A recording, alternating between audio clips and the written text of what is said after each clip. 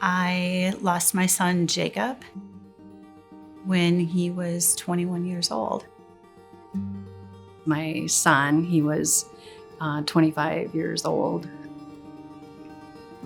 when he passed away.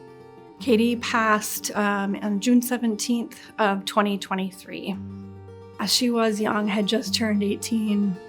Just a few days before she passed, we'd taken her graduation photos. I lost my son 6 years ago, Pietro. He was 26 and took a counterfeit Xanax that had, unbeknownst to him, a teeny bit of fentanyl in it. And because he had never used it before, it stopped his breathing that night, and he was alone and passed away. My daughter's boyfriend overdosed in our house.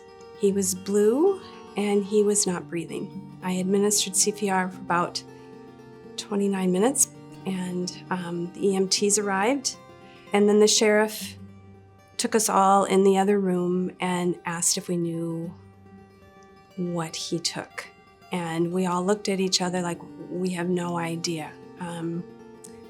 And he said, well, they administered several doses of Narcan, so we know that it was an overdose. What he took was laced with fentanyl, and he only took a sliver of it.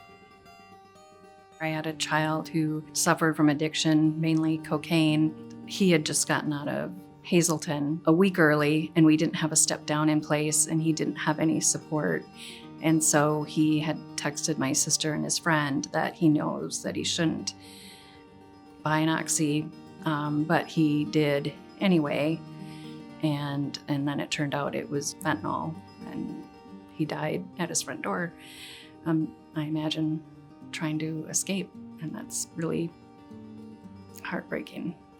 For people who use it regularly and it being very dangerous and deadly, it's equally dangerous to people who never have, and it can be the last thing they do. She was given the pills by someone she didn't know. She had taken one of them and passed in her bedroom by herself. We happened to be out of town that weekend, and the other pills were still on her nightstand when the sheriff's office found her. Until the time that Jacob died, fentanyl was a word that was just really far away from me. The amount that he had in the accidental poisoning of taking one pill was 7 times the amount that would kill a person. So since then, I've learned a lot about fentanyl, and now hopefully it's getting the word out so that we can prevent moments like mine where you learn about fentanyl the hard way.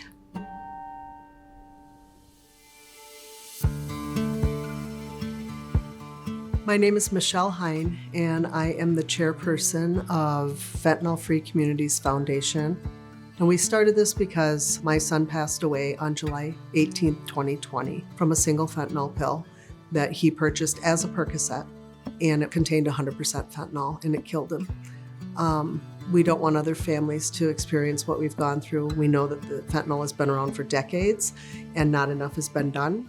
After going to my first Fentanyl Free Communities event, I had this new appreciation for recovery, and I understood then in that moment what my recovery was going to be based on, and that was helping other people, because I'd taken and taken and taken so much from other people that I wanted to give back now, and that's what is going to help me recover, is giving back.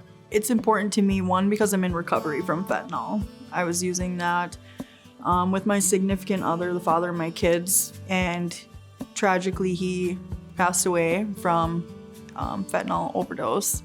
Now I'm in long-term recovery. My clean date is January 18, 2022, so I have just over 3 years clean. What I love about FFCF is that it's sharing stories from every walk of life, and how people have gone through addiction, and how people have lost loved ones, and how they come together as a community to educate people with fentanyl test strips and Narcan and things that I had no idea about. My hope is that with awareness and education through FFC, that we can prevent other parents from having to feel this. This is happening in every community. every neighborhood, every school. I encourage people to take a look at what we do to help us out. It was a place to put my pain and my love for my son.